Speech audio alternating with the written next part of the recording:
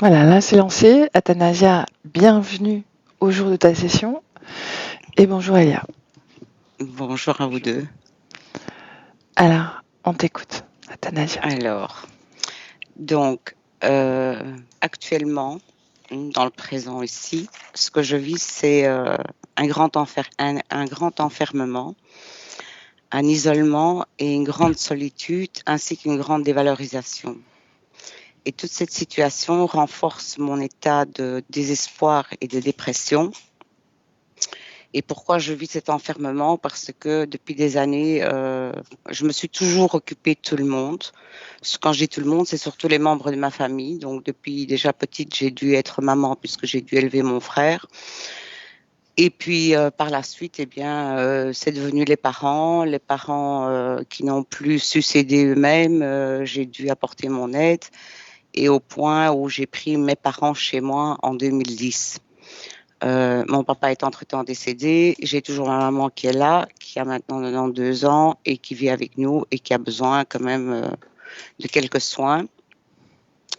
Et donc, depuis l'année passée où elle a fait un petit état viral où elle ne s'est plus se déplacer toute seule, moi, ça m'a encore plus isolée de tout et de tout le monde. Je ne sors quasi plus, j'ose plus trop la laisser longtemps seule. Donc, tout cet état me procure tout ce que je viens de dire. Et à côté de ça, évidemment, j'ai de la colère. Parce que j'arrive pas à mettre en place autre chose, parce que je suis trop mère poule, parce que je suis trop à veiller sur les autres et que j'ai de la colère, ça m'angoisse, j'ai de la tristesse, de la mélancolie, de l'irritabilité. Donc ça, c'est pour ce que je vis actuellement. Alors après, un autre point qui est essentiel pour moi, c'est tout ce qui est relationnel. Avec toute cette situation, évidemment, on n'a plus de vie sociale et les connaissances et amis qu'on avait, ben, nous ont tous lâchés. Et puis, il y en a certains que j'ai même pas compris pourquoi c'était fini, donc des amitiés qui s'arrêtent brutalement sans savoir pourquoi. Alors, ça c'est ensuite la santé. Bon, ben, ma santé, elle a commencé à se dégrader en début de ma grossesse. Avec donc tout au début de ma grossesse, j'ai été chez l'ostéo, je suis rentrée, je ne savais plus inspirer. Mais ça a quand même duré 16 ans de ne pas pouvoir inspirer. Chaque fois que je faisais une grande inspiration, j'avais un point de côté au niveau de l'épaule et au niveau du dos. Et pour pouvoir prendre une grande inspiration, je devais feindre de bâiller pour pouvoir respirer. Par contre, j'arrivais à dormir. C'était le seul moment où ça ne me dérangeait pas. Alors, ce que je voulais qu'on voit aussi, pourquoi pendant ma grossesse, je suis tombée des escaliers à 8 mois. Heureusement, je suis tombée sur le coccyx, donc je ne me suis pas trop inquiétée puisque mon ventre n'avait pas été touché, bien que ça a eu un impact parce que le lendemain, j'ai eu une fissure de la poche des os et j'ai dû rentrer plus tôt que prévu à l'hôpital. Donc là, j'ai accouché prématurément à 35 semaines. J'ai eu 30 heures de contraction dorsale, donc on ne s'était même pas rendu compte que j'étais prête à accoucher dans mon lit. J'ai eu droit à une anesthésie totale après l'accouchement parce qu'ils n'arrivaient pas à décoller le placenta et le petit a été en couveuse pendant 3 semaines et il a eu droit à des antibiotiques parce qu'ils estimaient qu'il y avait une fissure de la poche des os, qu'il y avait des infections, inflammations et on a dû le gaver évidemment. Et il y a une phrase récurrente qui me revenait pendant ma grossesse qui était « Moi, je vais accoucher, l'enfant, il sera sain et sauf, mais moi, je vais mourir. » Et j'ai vraiment répété ça pendant toute ma grossesse. Donc ça, c'est le premier. Avant ou après avoir vu cet ostéo? Non, c'était après. Donc une fois que j'étais enceinte, il y a eu cette histoire de respiration. Et au fur et à mesure du temps qui avançait, je sais que j'ai acheté un livre qui s'appelle « J'attends un enfant » ou quelque chose comme ça. Et au début, ça me plaisait bien. Et puis, à un moment donné, elle a commencé avec les maladies. J'ai refermé le bouquin. Je dis, moi, je vais rien avoir. Je vais avoir une grossesse comme il faut. Et enfin, tout sera bien. Et puis, petit à petit, j'ai commencé à avoir la trouille. Je ne sais pas pourquoi. J'ai commencé à avoir très peur de cet accouchement, comme si c'était une douleur insurmontable, que j'allais pas pouvoir résister à ça, que j'allais mourir.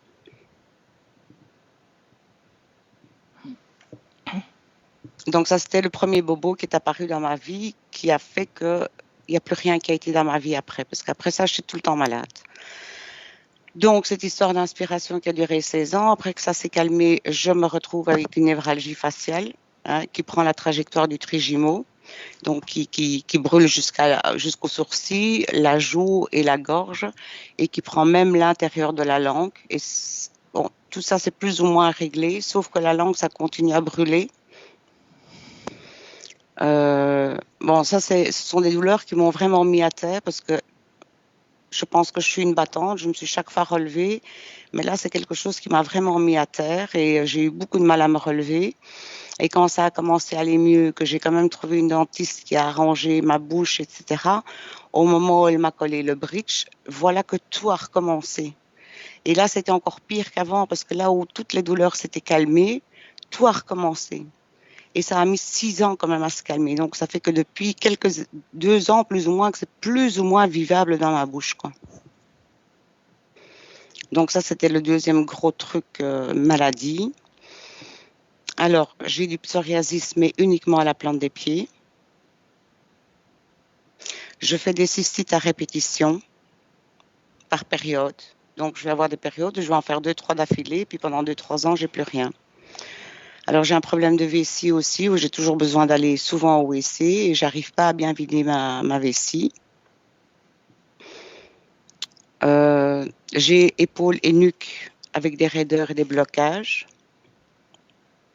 Et alors, j'ai une drôle de douleur qui commence toujours par se manifester au niveau du plexus solaire.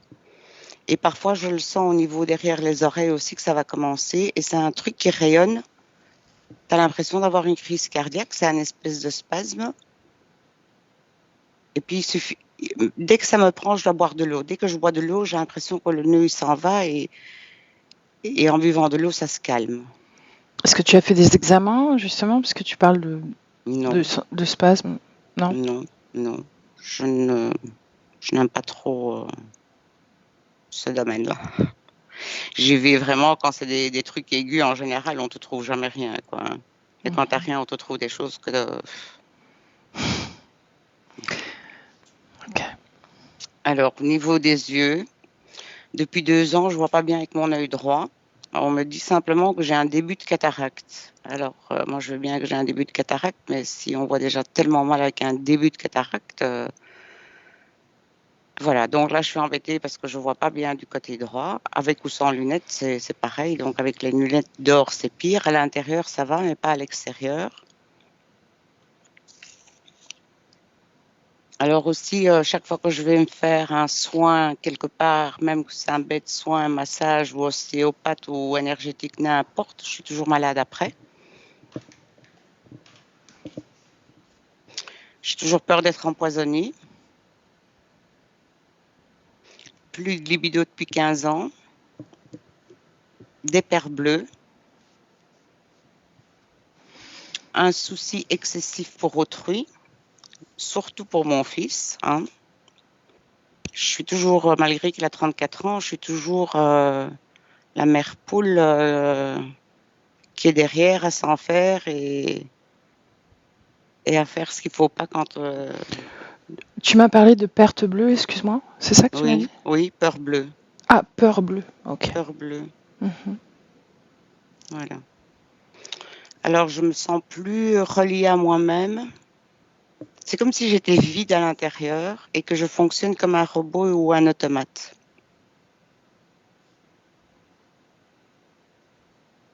Et ce dernier temps, alors que j'avais une mémoire d'éléphant, je commence à beaucoup oublier plein d'histoires de ma vie que je me souviens plus.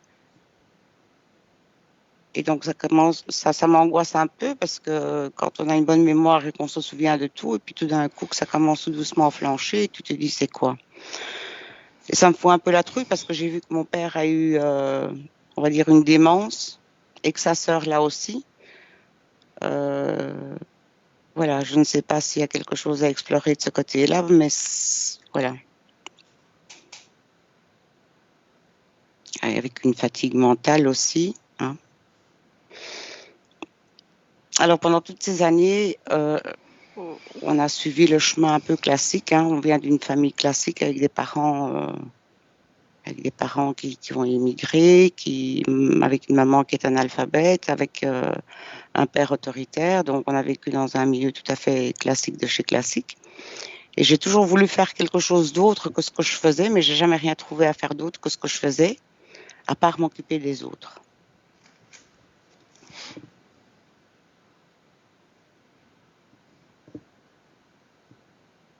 Fut un temps, je voulais devenir thérapeute, puis j'ai changé d'avis. J'ai fait quelques formations en biologie totale et dans ce domaine-là. Pourquoi est-ce que tu me parles de ça, Athanasia? Ça fait partie des points que je voulais exposer. Et qu'est-ce que je dois comprendre en termes de frein ou de blocage? Pourquoi j'ai jamais rien su mettre en place dans ma vie qui me satisfasse. Et j'ai fini avec mes points. Et le dernier petit paragraphe, c'était ce que j'attendais un peu de cette session, c'était de pouvoir sortir de tout mon désespoir, ma dépression, ma tristesse, ma mélancolie, retrouver ma reliance à moi-même, retrouver le calme et la paix intérieure, mon rire que j'ai perdu, et la joie d'être tout simplement, et pouvoir avoir des vraies relations humaines, bienveillantes, surtout bienveillantes. C'est pas, j'ai pas été trop longue. Ça va, on est prête. Moi aussi. Alors, Athanasia, je te laisse couper le son.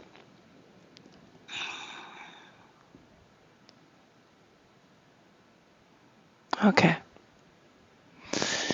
Elia, est-ce que j'ai raison? Tu es prête? Ah oui. Ok, alors. Dis-moi comment tu vois Athanasia. Alors, je la vois allongée sur une table en verre et à un moment, j'ai vu une menthe passer, mais je la vois plus.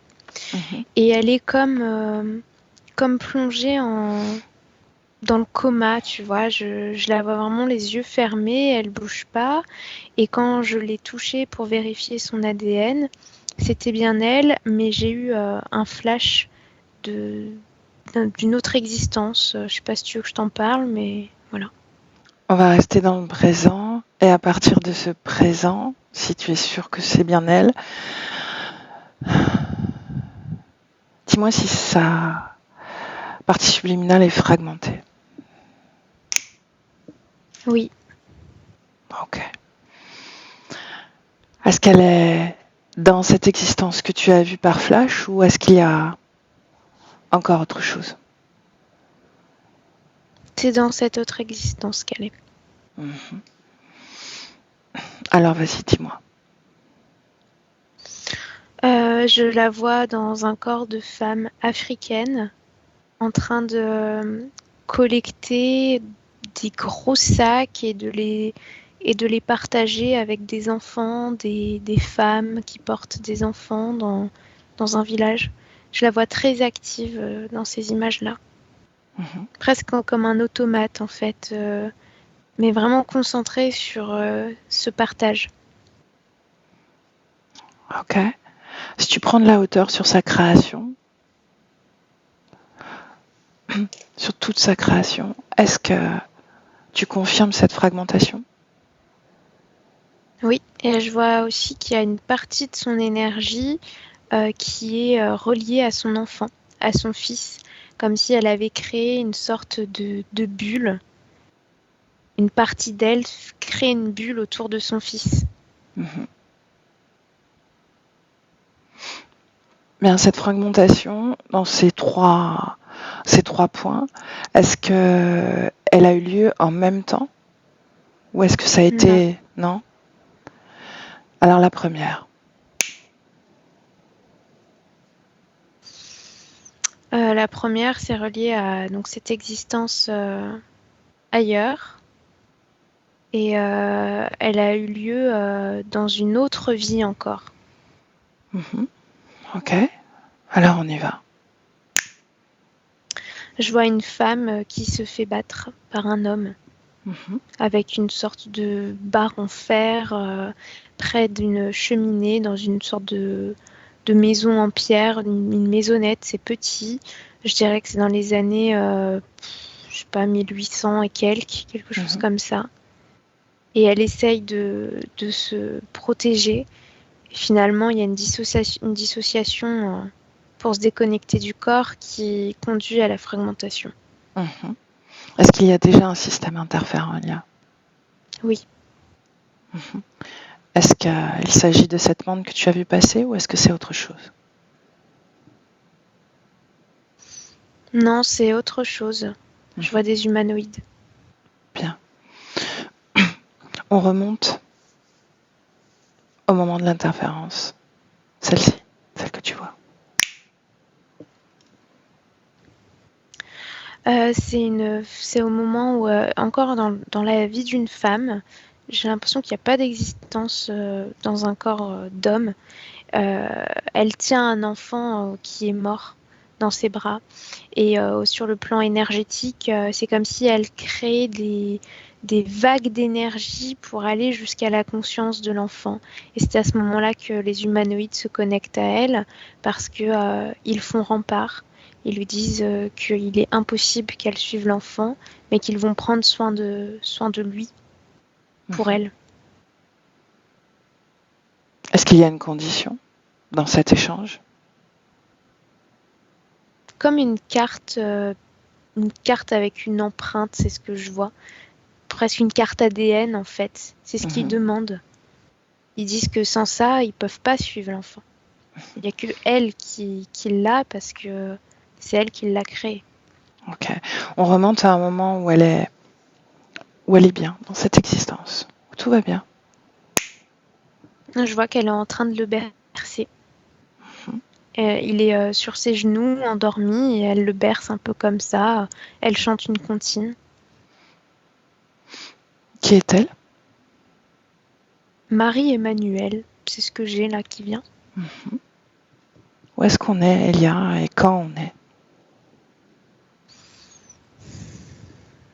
Pareil, dans les années 1800, elle porte des robes noires qui montent jusqu'au cou. C'est une femme assez élégante en termes de... J'ai l'impression qu'elle est assez aisée, Mhm. qu'elle vit dans une grande maison avec des briques sur les murs.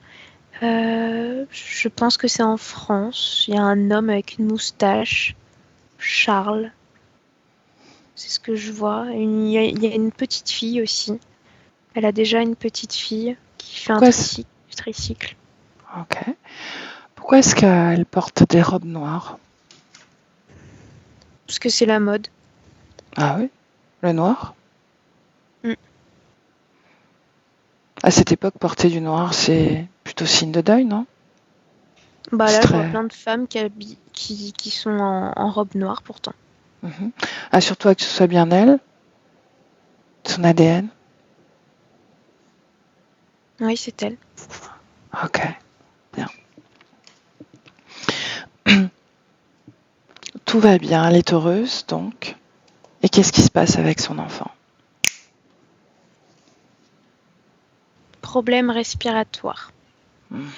Il a les lèvres toutes bleues. Ça arrive régulièrement. Sauf que cette fois-ci, il meurt. Mhm. Est-ce qu'il y a une cause ésotérique à la mort de cet enfant, à la maladie? Oui, je vois comme une tentacule tout le temps enroulée autour et qui cette fois-ci rentre à l'intérieur. C'est en fait l'acceptation de l'interférence. L'enfant lutter contre l'interférence. Mhm. Est-ce qu'il y a un lien avec Marie-Emmanuel? Non, Mhm. Comment est-ce que tu vois le pouvoir maternel, l'intention maternelle à ce moment-là, avant même que cet enfant tombe malade? Quelle intention maternelle elle porte? de la protection et de l'amour. Mhm. Est-ce que ça prend toute la place en elle? Non. Non. Qu'est-ce qu'il y a d'autre alors? Il y a plein de choses, sa vie de femme, de l'amusement, de l'indépendance vis-à-vis de sa fille. comme presque couper le cordon quelque part. Des aspirations, des rêves, de la peinture, de la poésie aussi. Ok. Donc elle est riche de son pouvoir créateur, de son inspiration. Mm. Ok. Alors on avance. On avance. Le petit, il accepte l'interférence au moment de sa mort. Ouais. Et elle, avec ses humanoïdes, c'est ça? Ouais. Est-ce qu'ils sont liés? Cette tentacule, c'est un poulpe? Oui. Et non, ils sont pas liés. Est-ce que ce poulpe a des intentions vis-à-vis de Marie-Emmanuelle ou pas? Non, parce que son énergie mentale n'est pas compatible. Est-ce que ces humanoïdes avaient déjà une vue sur Marie-Emmanuelle? Oui. Qu'est-ce qu'ils convoitaient? Qu'est-ce qu'ils voyaient en elle? Une fragilité sur le plan émotionnel, comme si c'était de famille, tendance à une épreuve et il y a comme un effondrement de la conscience et de la folie, j'ai l'impression. En tout cas, je vois des gens dans sa généalogie tu vois, qui tapent des bras partout, qui sont Donc, comme enfermés dans des pièces séparées de la maison par le reste familial. Après ça, il y a comme une décompensation, quoi. est-ce que c'est ce qui se passe pour Marie-Emmanuelle? Non, ça se passe pas. Parce que ce qui l'accroche, c'est sa fille, c'est celle qui reste. Mais par contre, intérieurement, il y a une fragmentation, quoi. Donc, à ce moment-là, la perte de son enfant, il y a fragmentation. Mm. Donc, c'est avant même qu'elle se fasse battre par cet homme qu'on a vu dans cette autre vie? Oui. Ok, bien. S'il y a fragmentation, on avance et on observe. Est-ce qu'elle se récupère ou est-ce que ça reste ainsi?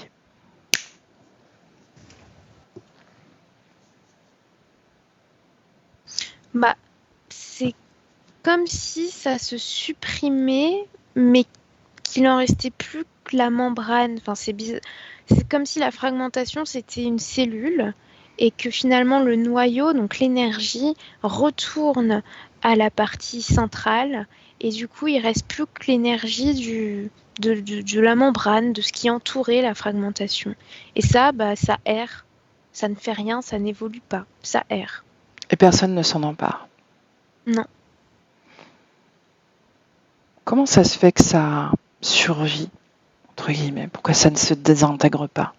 Puisque Parce que c'est comme une pensée, c'est-à-dire que ça existe, mais ça ne s'alimente pas, donc ça ne se transforme pas, donc ça ne se détruit pas non plus. alors quelle pensée, quelle information est contenue dans cette membrane? Celle de la fragmentation. Simplement ça, fragmentation. Bah, c'est la mémoire de ce noyau qui était fragmenté. Est-ce que quelle fréquence? Il n'y a pas de fréquence.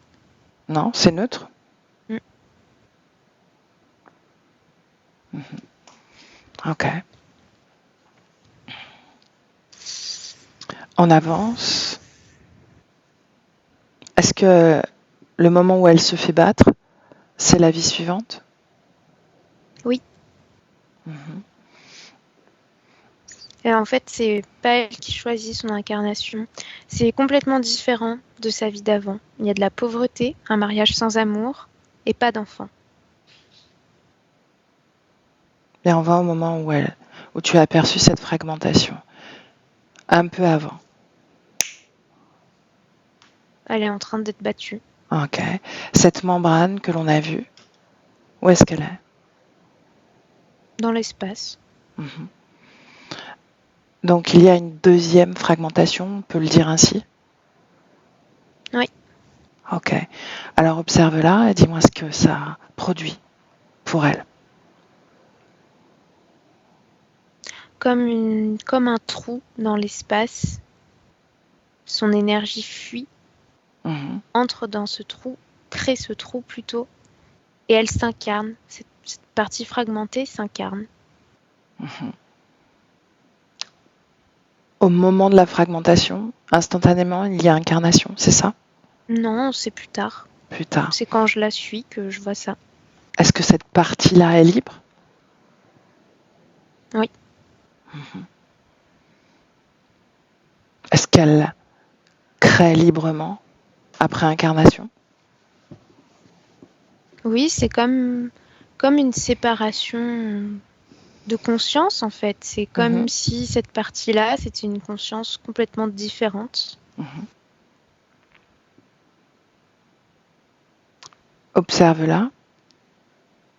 Avance.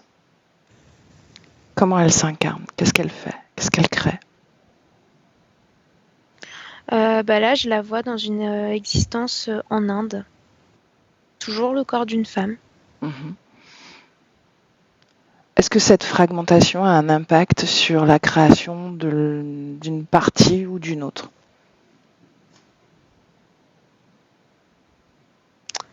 De la partie qui est libre, non. De la partie qui n'est pas libre, oui.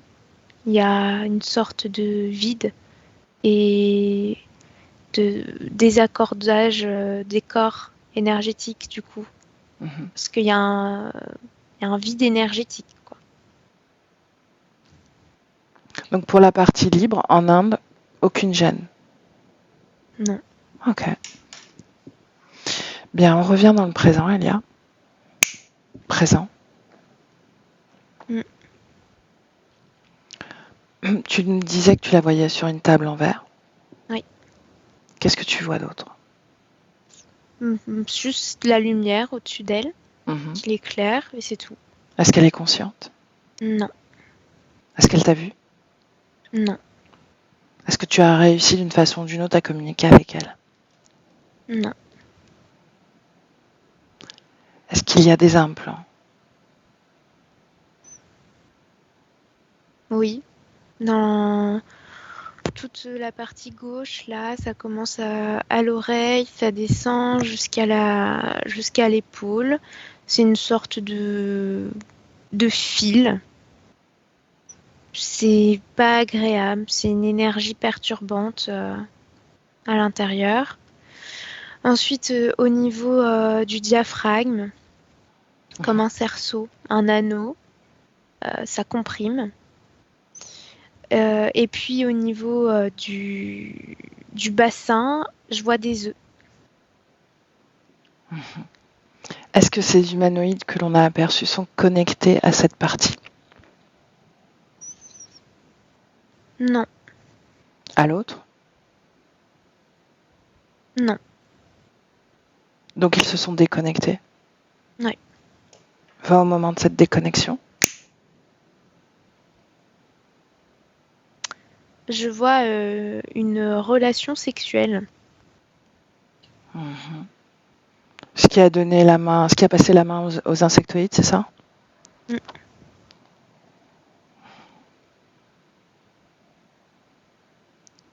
Dis-moi en plus sur cette relation sexuelle.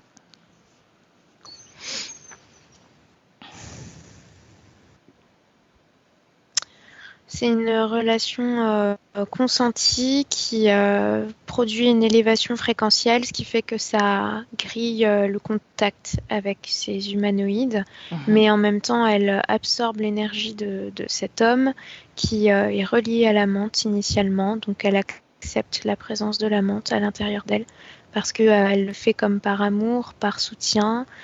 Ce qu'elle perçoit, c'est qu'elle est plus forte que lui et que c'est plus facile d'accepter ce fardeau. Elle n'a pas conscience que c'est une menthe qu'elle intègre à l'intérieur d'elle. Elle, ce qu'elle pense, c'est une énergie polluée qu'elle saura transmuter. Est-ce qu'elle est programmée déjà à porter finalement le fardeau des autres? Oui. Est-ce que c'est relié à cette interférence humanoïde qui l'a finalement quittée ou est-ce que c'est... C'était déjà là à l'essentiel, à travers son empathie, son amour pour les autres, mais ça a été programmé de sorte à ce que ce soit un impact négatif sur elle par les humanoïdes. Ok, bien, parfait.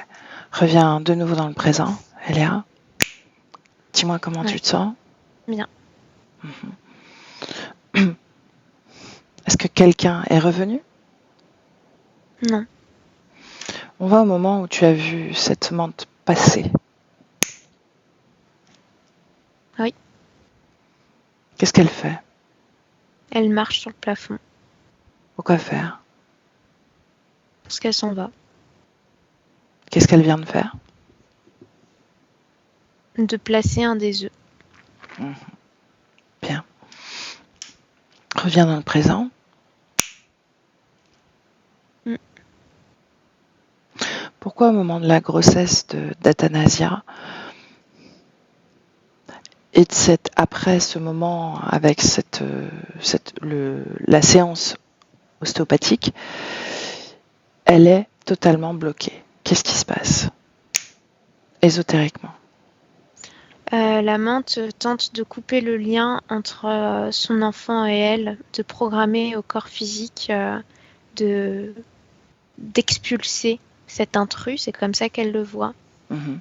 parce qu'il absorbe l'énergie sexuelle plus qu'elle. Enfin, l'énergie créatrice, en fait. Mhm. C'est pas sur le plan sexuel uniquement. Elle se tourne vers cet enfant et l'amour qu'elle lui porte. Et ça provoque une forme de déconnexion à l'interférence, oui ou non? Pas de déconnexion, mais ça diminue l'impact, le pouvoir de l'interférence. Comment ils font ça? De quoi? Comment ils font pour provoquer ces maux, ces douleurs, ce blocage à la respiration? À travers les implants. Ils sont déjà placés, n'est-ce pas? Mhm. Et alors, qu'est-ce qu'ils ont fait? Comment De ils quoi? ont procédé? Comment ils ont procédé pour que le corps soit aussi impacté? Parce que c'est l'énergie dans les implants qui est forte et qui perturbe le corps physique. Ok, donc Et qui ils perturbe envoient. l'enfant aussi. Pour autant, j'imagine que ces fréquences sont différentes à Athanasia au moment de cette grossesse. Oui, Pourquoi est-ce que ces implants ont autant de pouvoir sur elle? parce que y a une menace pour l'enfant. Donc elle se soumet. Ok. Cette chute dans les escaliers à 8 mois de grossesse, Provoquer comment ils ont fait? des grilles. Ok. Donc, il y a par conséquence une fissure de la poche des os et elle a 30 heures de contraction que l'équipe médicale ne relève pas puisqu'elle a des contractions dorsales, donc qui passent inaperçues. Est-ce qu'il y a une cause ésotérique?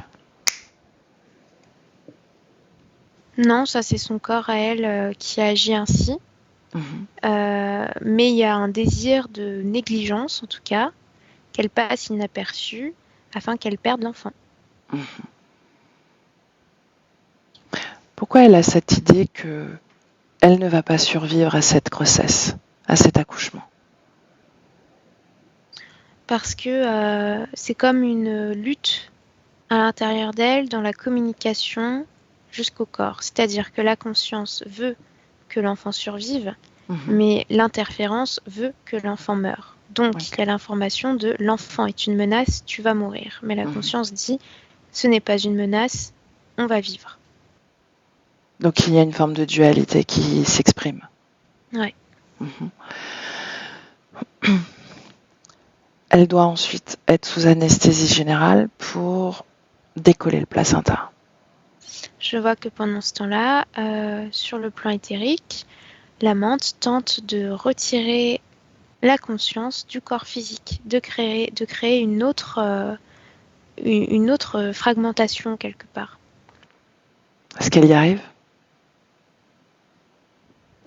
Ça se retourne contre elle parce que oui, il y a fragmentation, mais volontaire pour venir protéger, envelopper l'enfant.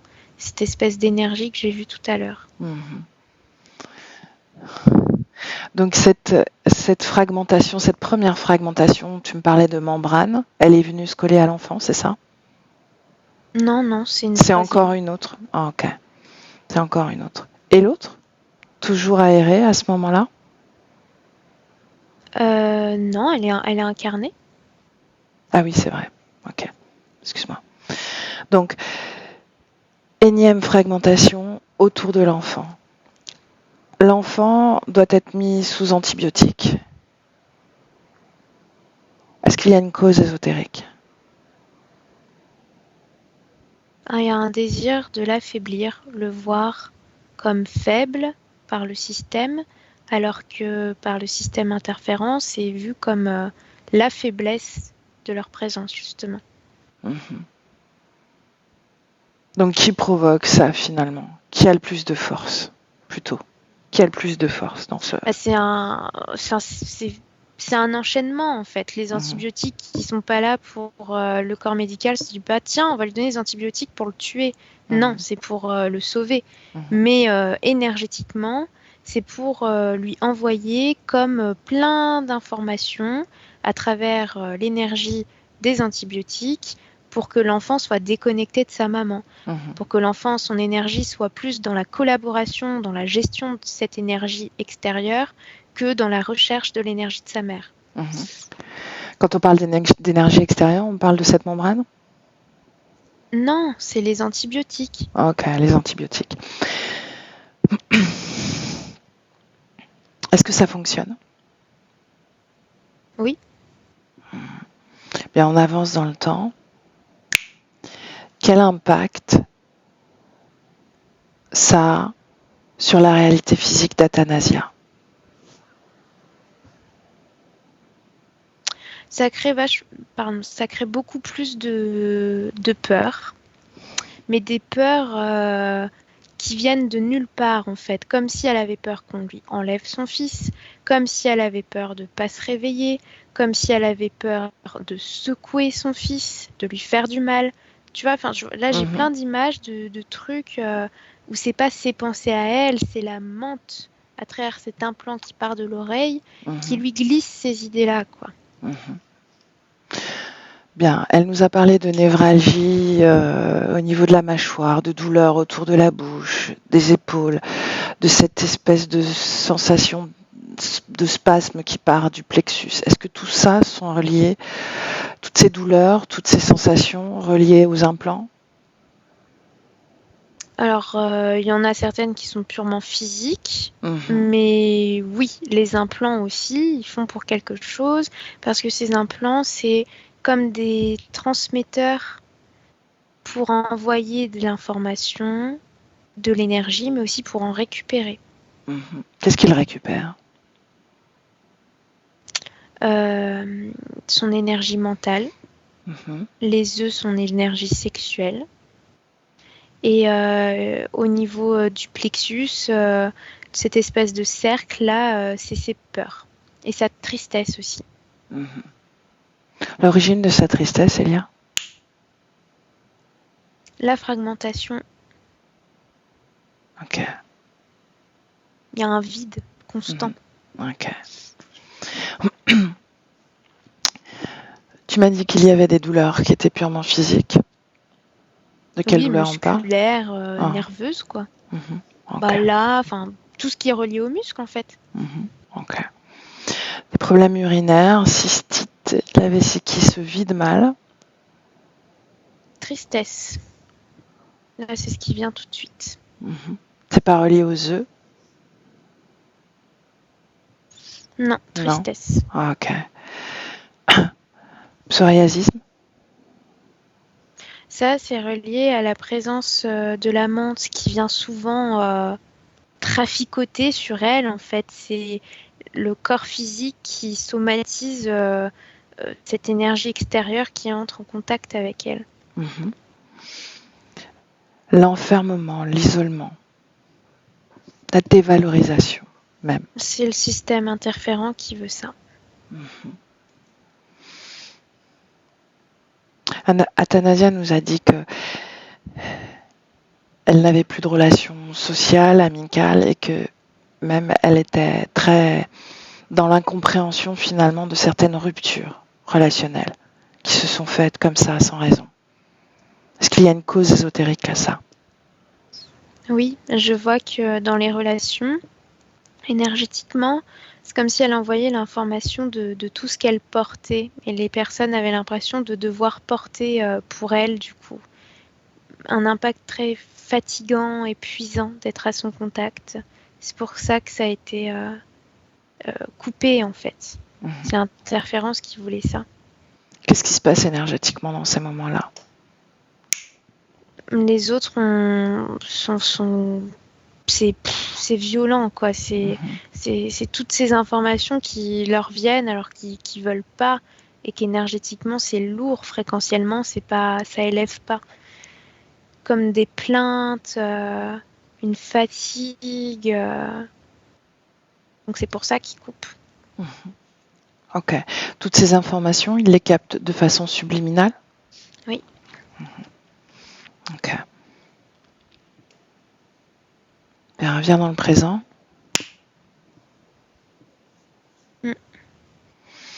Elle dit que récemment, elle perd la mémoire de certaines tranches de vie, de sa vie, alors qu'elle se rappelait parfaitement. Elle se définissait comme quelqu'un avec beaucoup de mémoire. À l'intérieur d'elle, il y a un programme d'autodestruction. Là, je vois comme des cellules qui sont mangées en fait par ce programme parce que ça vient tuer toutes les choses positives en fait, les fréquences hautes. C'est l'interférence? Oui. Ok.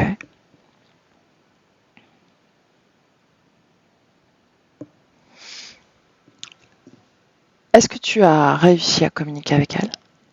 Non. Tu as essayé? Au début, oui. Réessaye encore.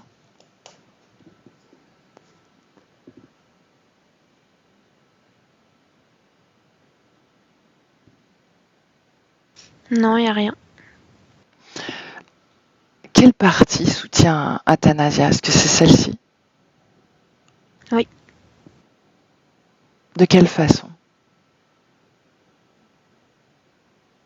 C'est automatique, programmé.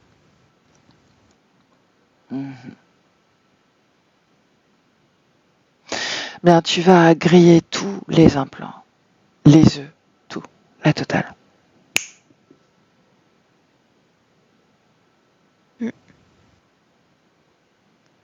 Est-ce que quelque chose émerge en elle, se réveille? Il y a plus d'énergie qui circule dans les corps. Observe l'énergie mentale. Elle est comme repliée vers elle-même, à l'intérieur. L'énergie émotionnelle.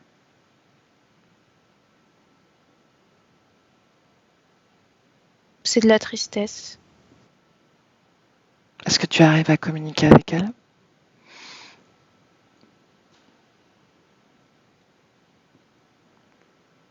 J'entends un léger souffle, comme un léger gémissement.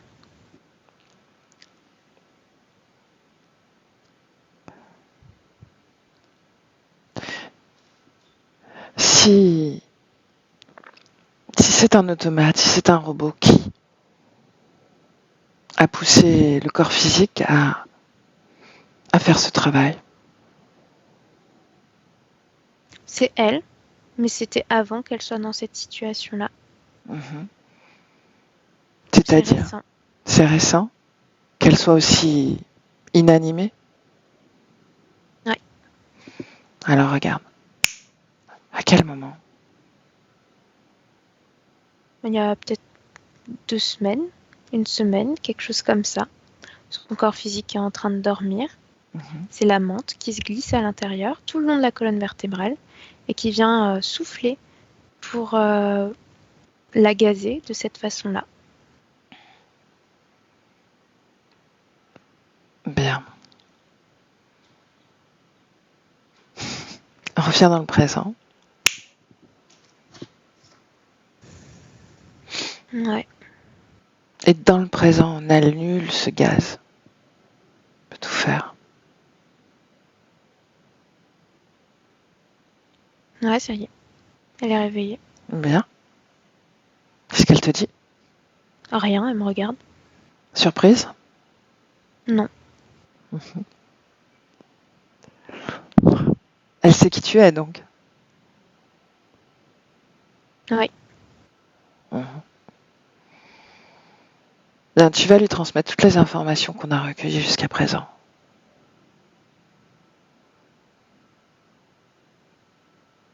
Elle me fait comme ça. C'est tout ce qu'elle a à dire? Elle est contente. Mais qu'est-ce qu'on en fait de toutes ces informations? Elle fait comme ça. Tu me laisses parler à Thanasia directement? Oui. Ah, ok, alors laisse-moi avec Athanasia. Athanasia? Oui. Mais alors, on est là, on a toutes les informations, on a compris à peu près toute ta situation, on t'a réveillé. Depuis quoi? Je sais pas comment on fait, moi. Pourquoi est-ce que tu nous as sollicité? J'étais curieuse de voir ce que ça pourrait faire. Peut-être combler ce vide. Est-ce que tu as compris d'où venait ce vide? Oui, il manque des parts de moi. Est-ce que tu te rappelles ce moment où tu t'es séparée? Oui, je l'ai vu. Tu l'as vu parce qu'on te l'a montré? Oui. Ok. Est-ce que tu t'en rappelles? Maintenant, oui. Ben, est-ce que tu as compris que tu t'es connecté à un système qui profite de toi? Oui. Est-ce que tu veux bien les appeler? Tu veux bien? Oui, ils sont devant moi. Combien? 3. De quoi ils ont l'air? Des petites taches. Et puis un insecte. Des petites taches. Concentre-toi sur ces petites taches. Ça a de gros yeux noirs. Une grosse tête. T'es pas très intelligent, n'est-ce pas? Je sais pas.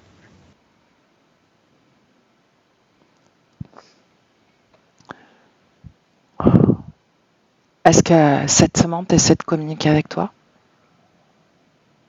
Non. Demande-lui son nom. Chris. Chris.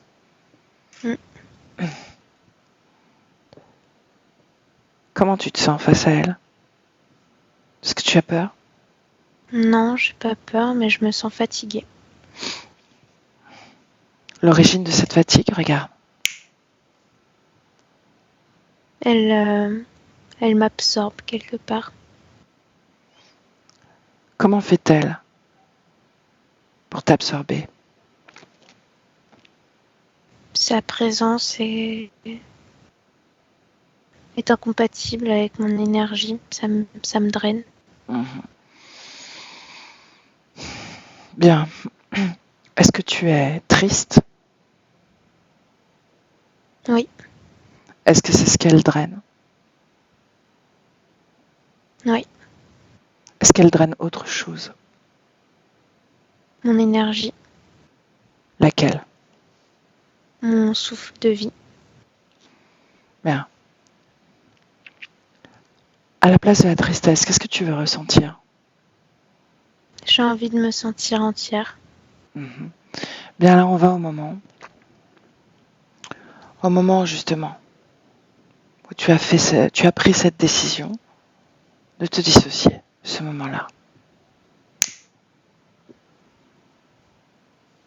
Où est-ce qu'on est? Chez moi. Mhm. Est-ce que tu es seule? Oui. Comment est-ce que tu t'appelles? Emmanuel. Mhm. Tu as 2 enfants, n'est-ce pas? Plus qu'un. Mhm. Tu as perdu ton garçon? Mm. Comment il s'appelait? Jean. Mhm.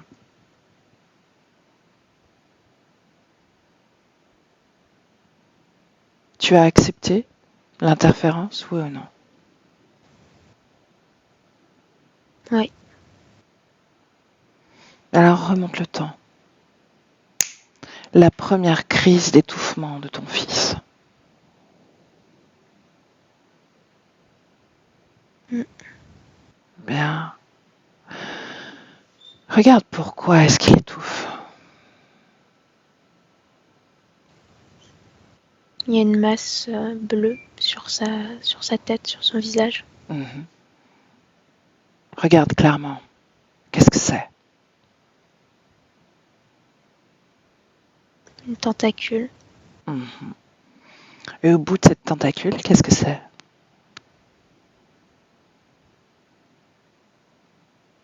Un monstre. Mhm. Quelles sont ses intentions? Est-ce qu'il est connecté à ton enfant? Non, pas trop. Un peu. Mhm. Il en veut plus. Mhm. Ton enfant lutte? Mm. Bien, qu'est-ce qui crée l'adhérence en lui? Pourquoi est-ce qu'il y revient, ce monstre?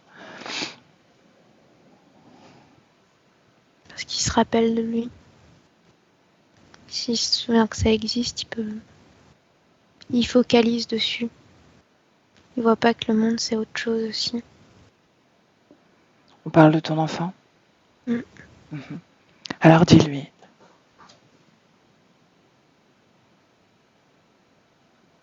Dis-lui à quel point tu es libre, heureuse d'être Il sa n'arrive mère. pas à le voir parce que ce que je lui montre, ça le fait sourire. C'est pas sérieux pour lui. Non? Qu'est-ce qui est sérieux alors pour lui? Toute cette partie-là, il l'alimente. Il n'arrive pas à me suivre dans ma vie, dans ma façon de vivre. Est-ce qu'il est programmé? Parce qu'il se souvient d'eux. Est-ce qu'il y a une programmation autour de ça? Regarde-le. Oui.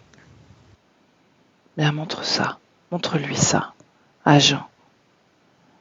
Il est programmé à ne voir que ça. Il est limité, contraint, restreint.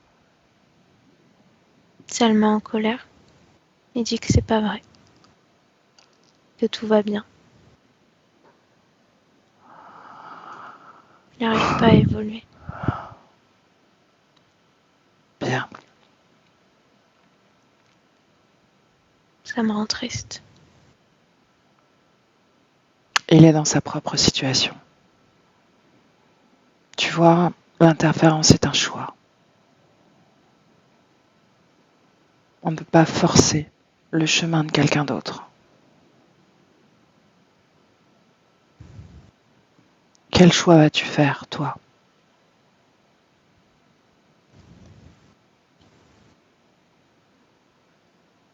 Moi, j'aimerais m'assurer que il arrive à vivre comme moi. Peut-être pas dans cette vie-là. Et qu'il ne se perde pas dans tout ça. Mhm. Qu'est-ce que tu as décidé, toi? De te perdre ou pas? J'ai eu envie de le suivre, de le protéger. Mais je sais que c'est pas bon. Tu as essayé. Il a refusé. Tu lui as montré. Tu lui as tout montré.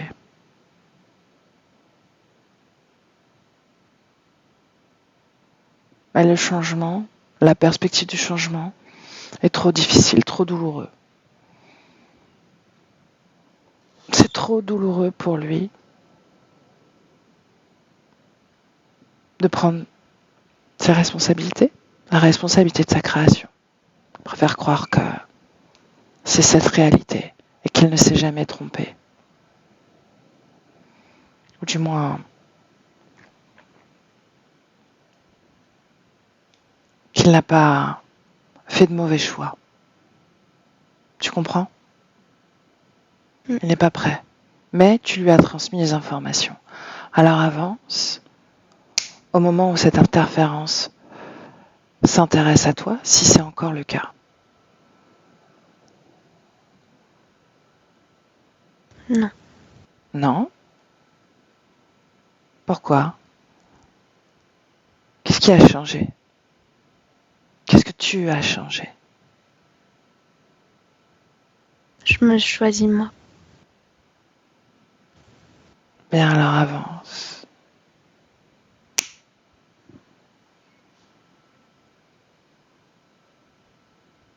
Comment est-ce que tu vis ta vie ?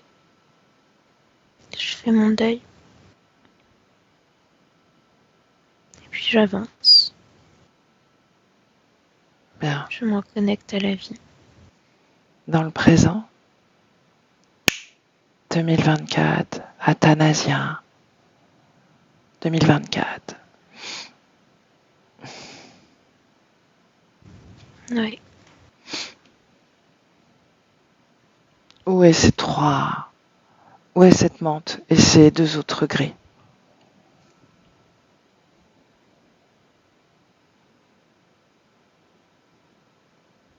Je les vois pas. Je les trouve pas.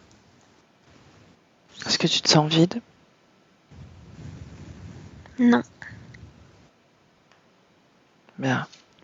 Laisse-moi avec Elia. Elia déconnectée. Déconnectée, Elia. Oui. Comment tu te sens ? Bien. Cette existence, cette expérience de femme africaine qui distribue des vivres aux enfants, C'est quoi la question ? est-ce qu'elle existe ? Non. Elle n'a pas créé cette expérience. Non. Bien. Comment est-ce que sa circulation énergétique se manifeste désormais ? Tout part du cœur, du plexus. Ça s'étend ensuite dans son corps jusqu'à ses extrémités. Et elle a créé une sorte de chemin un peu jardin, tu vois. Sur le côté, il y a des plantes, il y a des petits escargots, un petit pont. Enfin, c'est joli comme décor, quoi. Est-ce qu'il y a tristesse, colère ? Non, il y a plutôt réflexion. Elle tente des trucs. Elle n'est pas encore pleinement satisfaite de ce qu'elle a créé. Elle est amusée. Mais voilà, elle tente, quoi. Est-ce qu'elle a investi son corps physique pleinement désormais ? Ouais. Et qu'est-ce qu'elle Ça tend ? manque de chaleur dans son corps, que son corps a besoin de expérimenter l'amour, c'est ce qu'elle dit, comme ça, l'amour de soi, qu'il faut qu'elle se donne du plaisir. Justement, Athanasia parlait de dévalorisation. Est-ce qu'il y a une empreinte de ce sentiment qui Dans son persiste ? corps physique, oui, mais c'est pas énergétique. C'est pour ça d'ailleurs qu'elle donne ce message-là. Ouais.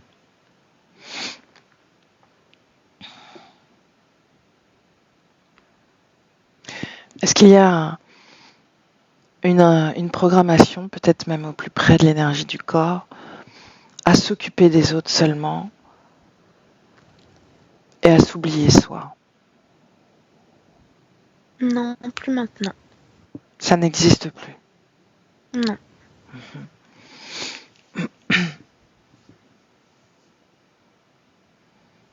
Est-ce qu'il y a peur d'être empoisonné ?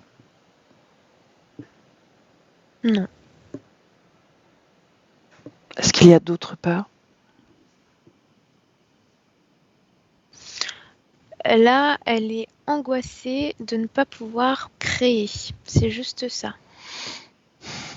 Pourquoi? Que son corps ne s'autorise pas cette liberté que elle possède.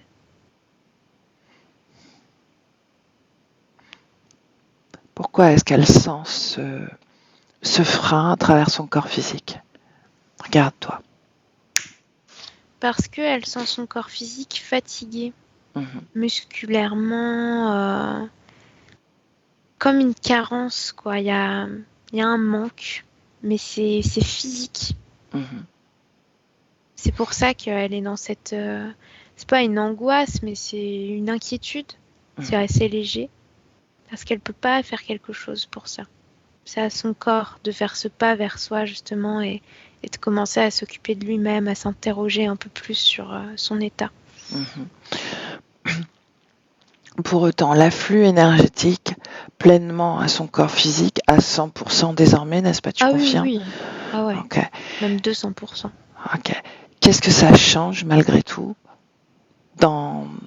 Ok, il y a l'usure du corps, il y a des choses qui ont été laissées de côté, effectivement. D'ailleurs, question, Elia. Cette perspective, ce regard posé sur la médecine, le fait qu'elle n'ait jamais eu les bonnes réponses ou qu'elle s'est sentie plutôt mal aiguillée ou mal soutenue par le système médical? Ça, c'est relié à cette expérience où la menthe a voulu implanter l'idée que, regarde, quand t'es en souffrance, t'es toute seule, quoi. T'es pas prise au sérieux. Ok, donc le corps physique a engrammé cette information. Autre chose aussi, les soins, massage, soins énergétiques, ostéopathie, systématiquement elle est malade après. Les implants réagissaient. Ok. Bien.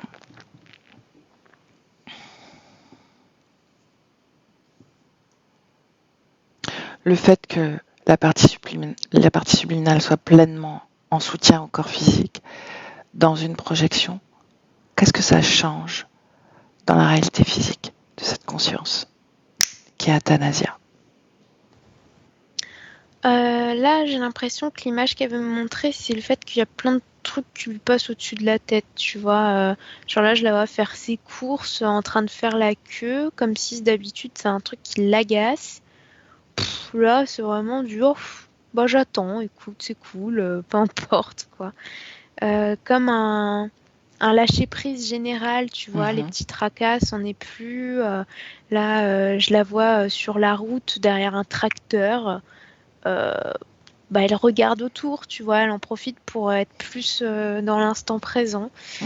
Là, c'est la première chose qu'elle veut me montrer. Donc, il y a quelque chose sur la frustration qui n'est plus là. Je la vois plus indépendante aussi, dans le sens où elle est moins dans cette conscientisation de la solitude. En fait, elle est plus seule parce qu'elle est avec elle-même. Et s'il y a des coups de fil, c'est bien. S'il n'y en a pas, c'est pas grave. S'il y a des gens qui viennent, c'est bien. S'il n'y en a pas, c'est pas grave. Tu vois, il y a vraiment un recul que j'observe là. À un moment où elle s'occupe de sa mère? Là, ce que je vois, c'est que c'est tranquille, encore une fois. Elle le fait. Et elle est un peu ailleurs. Elle est dans sa tête, en train de créer autre chose. Et ce qui fait que c'est pas impactant, c'est pas fatigant, c'est bien, quoi.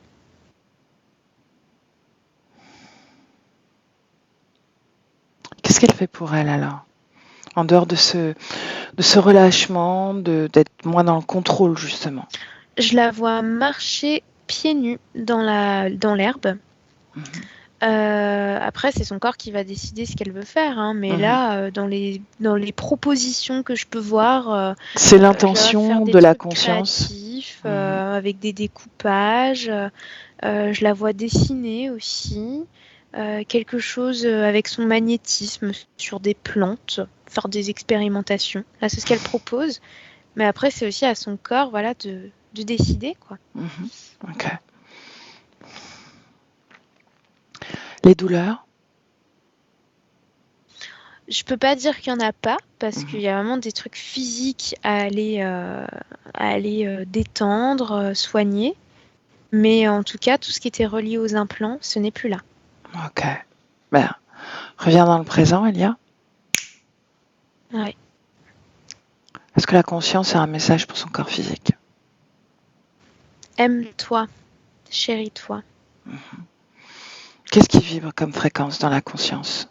Dans dans le corps émotionnel, pardon, de la conscience, de la partie Là, subliminale. c'est de l'amour. Mhm. Bien alors, propose-lui d'expanser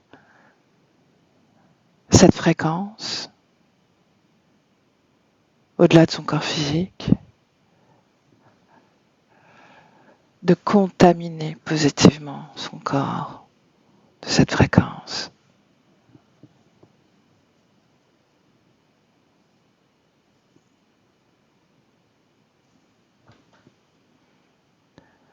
Et dis-moi comment est l'énergie sexuelle en parallèle? Énergie vitale. Ça fleurit. C'est plein de petites fleurs à l'intérieur. Et l'énergie mentale, elle est calme. Demande-lui si elle veut passer les informations à ses proches. Oui, elle le fait. Comment elle le fait? Avec ses mains. Elle pose les mains comme ça. Puis ça lui permet aussi de regarder si elle a bien les bonnes personnes en face. Mhm. Ok. Assure-toi qu'elle ait toutes les informations autour du mécanisme d'interférence. Mm. Est-ce qu'elle a compris tout ce qui s'était passé pour elle? Oui. Ok.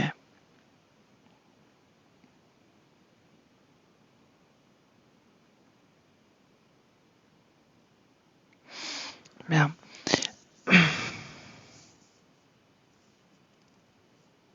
J'aimerais qu'on aille à un moment où elle est en plein milieu d'une foule.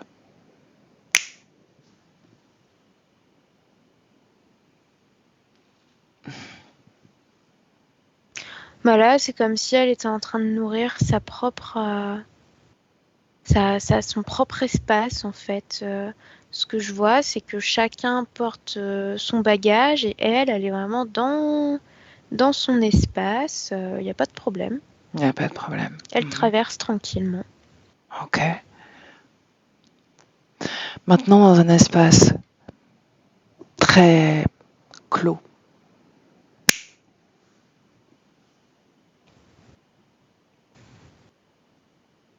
Elle a créé comme un ascenseur là, c'est ce que je vois. Mhm. Un ascenseur qui crée beaucoup de lumière du coup et de vent. Ça circule. Mhm. Donc son corps, ça va. Ok. Bien.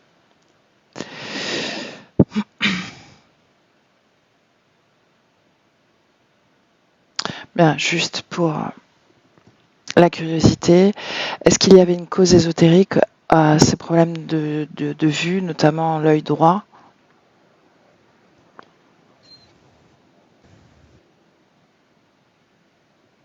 Non, là, je vois rien. Ok, bien. Bien, reviens pleinement dans le présent avec Athanasia.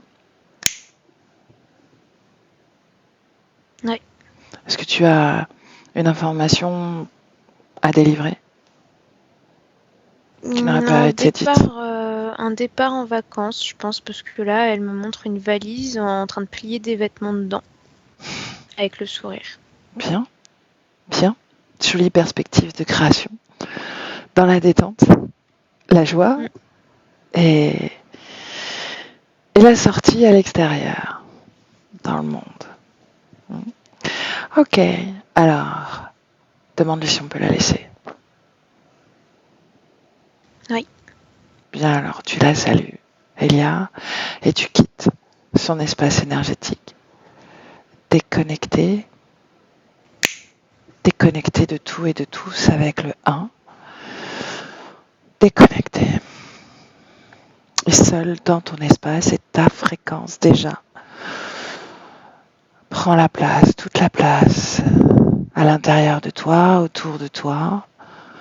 Et tu te sens extrêmement bien à travers cette fréquence. Et avec le 2 déjà ton corps, ancré à ton corps. Et cette fréquence vient amener légèreté.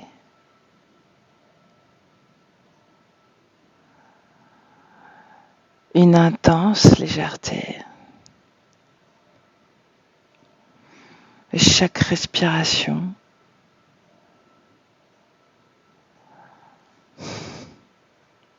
fait circuler ta fréquence dans tout ton corps, des pieds à la tête.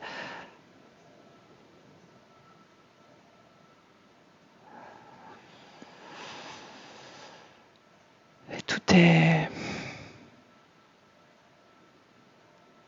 calé, aligné,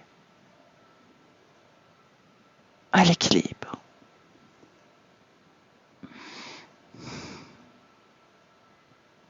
Et avec le 3, Elia, tranquillement, tu ouvres les yeux.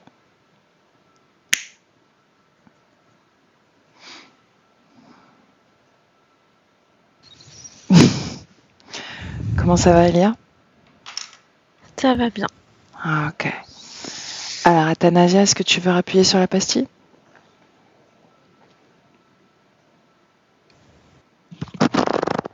Voilà, Ah, ok. Comment tu te sens? bien.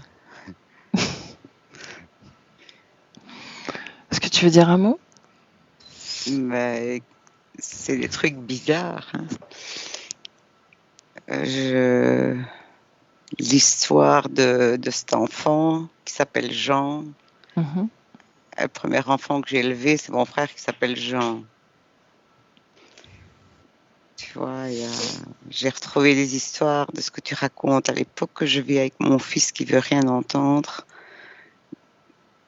Voilà, c'est un peu perturbant en même temps. Mhm. Mais oui, ça m'a bien parlé, surtout cette histoire de vide. Et je comprenais pas très bien qu'est-ce que c'était être défragmenté ou fragmenté. Mhm. J'ai vite compris, hein. Oui, ça m'a beaucoup parlé. Maintenant, ça doit faire son chemin. Bon, j'espère que toutes mes bestioles là, elles vont rester bien dehors de chez moi et que je vais pouvoir enfin vivre ma vie. Elles vont rester si tu décides de Ouais, rester consciemment, libre. je dis non, je veux pas de bestioles. Donc maintenant, je ne sais pas comment il faut procéder pour ne pas qu'elles reviennent, ces bestioles. Reste aligné à ta volonté, à tes choix, à la responsabilité de tes choix, à ta création, tout simplement. D'accord? Simplement ça, Athanasia. Ne plus Merci. penser à... Ne pas avoir peur, en tout cas, de ces Écoute, bestioles. bon, mais j'en ai plus peur. C'est vrai qu'au Bien. début, j'en avais peur quand j'ai découvert l'hypnose régressive ésotérique. J'avais peur quand je voyais qu'il y avait des gens qui pouvaient avoir des mouvements. Maintenant, ça va, j'en rigole. Bien. Fais-toi confiance, occupe-toi de toi. Voilà, pour une fois, ça va changer. Toi, rien que toi, fais-toi plaisir. Et puis voilà, tout simplement. D'accord? Ne pense pas à toutes ces bestioles, pense à toi, seulement à toi et à t'accorder du temps et de l'amour. Tout simplement. D'accord? Ok. Ok? Bien. Est-ce qu'on diffuse ta session ou est-ce que tu la gardes privée? Non, je veux bien la diffuser, mais j'ai pas encore choisi si je vais faire flotter ou pas. Donc, si tu pouvais me laisser un peu de temps pour ça. Bien sûr. Je vais Diffuser, oui. Ok, d'accord. Alors, reste avec nous une seconde, je vais couper l'enregistrement. Je te Ouais. dis à bientôt pour des nouvelles. Et Ouais. merci Elia pour ton accompagnement. Merci, Elia. Alors.